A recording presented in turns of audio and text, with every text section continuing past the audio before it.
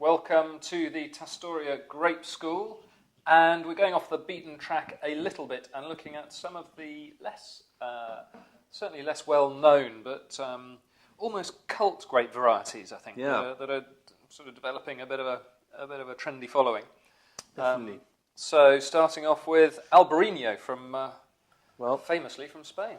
I have spent many a happy holiday in Galicia, and one of the great things about Galicia, it has two very prominent features. One is its coastline, which produces some of the best shellfish in the world, and secondly is the fact that it rains pretty much the whole time. So you need a resilient grape variety, something that doesn't mind a bit of moisture in the air, and Albarino seems to fit the bill perfectly. It's an extraordinary variety. It really only grows in Galicia, but it often gets likened to wine from Alsace. Strangely, it's dry, generally, can be made off-dry, it can be made sparkling, weirdly. It's usually quite crisp, but has peach blossom, peach fruit, flesh characteristics. But it's grown in 100 different places within Galicia, and yet it always seems to sit really within a very typical flavour spectrum. Sometimes it can be oaked. Usually isn't. In fact, the majority of wines you taste of Albarino aren't oaked. And the best wines of Albarino from Galicia come from O Rosal, which is the little region just south of Pontevedra, near the town of Vigo. Now, shellfish, I love it. This is an awesome grape variety. To sit there, eat plates of pethebeth, which are goose barnacles. Still down there, Spanish. Very authentic. Crab, lobster, I mean, it's awesome. But it's so delicious. It really is. Really aromatic, isn't it? It's peachy. There's a bit of kind of Viognier character. I think in this, I couldn't agree more with you. Yeah. Peach stone. This is quite a simple example of it, but it's balanced, it's fresh, it's clean. You tend to get a little bit more herbaceousness. It goes into slightly sort of gooseberry, green gage characters on the palate. They can be quite voluminous, unctuous in good ripe vintages. But on the main, they are beautifully well-made wines, and I mean that in any producer that you buy. You might like one producer or another, but they tend to be all very well-made wines. There's a nice texture, though. It's sort of quite almost oily in the mouth. It coats the mouth, keeps those fresh flavours there. You can see why it's getting a bit of a... It's got all this a bit of a buzz around it. Fruit character and sort of pizzazz without actually being dilute or light-bodied, which you would expect. I think they usually come about 13%. This wine we're tasting is 12.5%. But then, of course, it is in Galicia, and at least it is still quite warm down in Galicia. Warm but wet. Warm but wet, yeah. In fact, it's always wet when I'm there. Don't go in June or August. So, secondly... Don't go in 2007. No. Secondly, Maccabeo. Maccabeo... Interesting. Well, Maccabeo, Viura. Yep. See what we did there? Harmony. White grape variety used to make white Rioja. Maccabeo is found in what they call the Cathar region, Languedoc-Roussillon, coming down into Spain. It's found all the way down the east coast of Spain, all the way down to Valencia.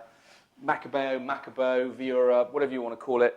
Big, fruity, goes from mineral in the cooler climates all the way down to tropical pineapple. Bananas, rich. It's amazing. Yeah, very good affinity to oak. It can age relatively well. It tends to take on quite animally characters as it gets older and older and older. Quite alcoholic. Savoury. Can be quite strong. This is 14.5% from southern France. Alcoholic, I think also as well, when you crop it from old vines or from low-yielding vines, it tends to develop a lot of fruit sugar. Obviously, it's grown in very hot climates, so it's always going to develop that sugar. But the reason it does so well, and the reason why it makes such good wine, is because it has also this affinity to very high acidity, so it keeps it lively and fresh. Be careful of really, I think you'll find sometimes if you buy a really, really cheap commercial Maccabeo, you might find it a little bit sort of like the old school, old New World wines, very tropical, rich, fruit-forward, or old school Spanish whites, which are tired and oaked and oxidised. There's no way looking at that wine you'd think... Oh, no, this has got great intensity, great freshness, complexity, depth, fruit, acidity, spice, interest, everything there. Food, octopus, squid, oysters, brilliant with oysters, in fact. Gruyère oysters and this is a good combination. But something quite flavourful, because it's quite a strong quite a strong, powerful wine. Yeah.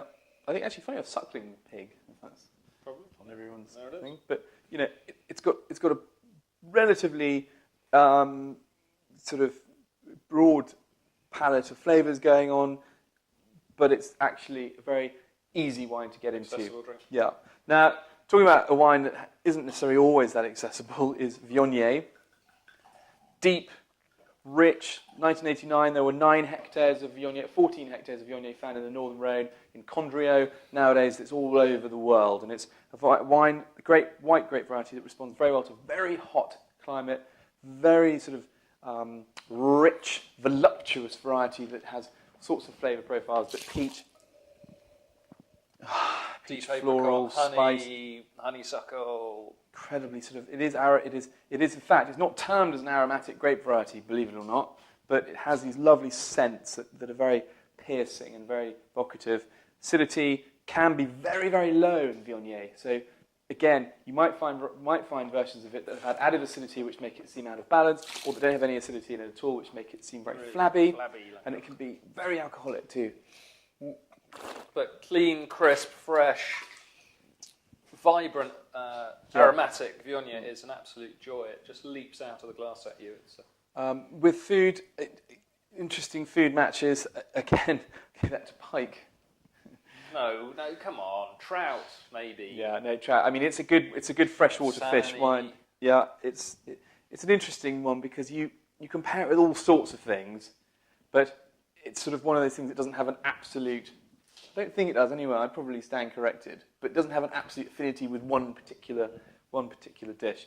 But incredibly likeable. The wines from Condrieu in the Northern Rhone are really where it sort of shows its best.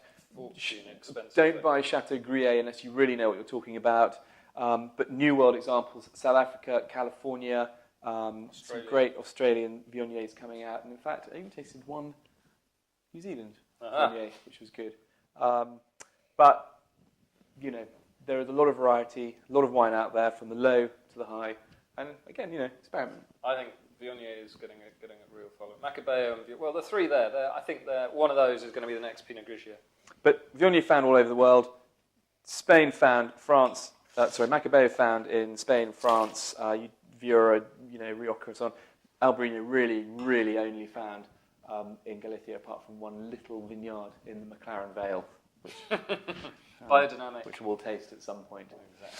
Good. Old Mike Brown. There you go. Great. Well, I think 3 fascinating, Lovely wines. lesser known grape varieties.